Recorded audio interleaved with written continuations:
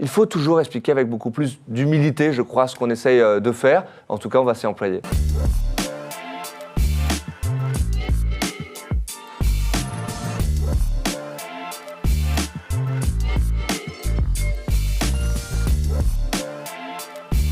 Je me bats, mais vraiment fondamentalement contre une idée qui serait celle que la première année aurait été libérale, économique, je ne sais comment la qualifier, et la deuxième devrait être sociale.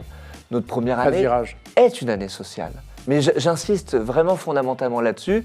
Quand nous investissons dans la prévention, quand nous faisons le reste à charge zéro, le dédoublement des classes, quand nous investissons 15 milliards d'euros dans la formation professionnelle, quand nous augmentons la prime d'activité, quand nous augmentons la mobilité dans le logement.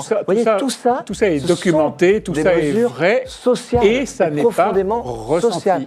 Et donc, très politiquement… Je suis heureux de vous l'entendre dire parce que parfois, j'ai l'impression qu'au final, il n'y aurait que le dédoublement des classes dans cette première année. Et donc je crois qu'il faut se battre sur deux choses. D'abord, l'expliquer, j'essaye modestement de le faire. Et deuxième chose, de faire en sorte que ces mesures, ces décisions, au fond, que nous avons prises dans cette première année de mandat, soient véritablement effectives. L'erreur que nous ne devons pas faire, c'est de laisser les réformes en l'état. Nous devons les emmener pour qu'elles se traduisent dans la réalité réelle des changements effectifs pour nos concitoyens. Il ne faut pas perdre notre cohérence. Et ça, c'est très important. Notre cohérence économique et sociale notamment, c'est l'axe majeur de ce quinquennat. Si on ne redresse pas le pays sur l'économique et le social, alors on ne réparera pas ce pays-là. Mon obsession, ce sont ces 4 années qui restent dans le quinquennat.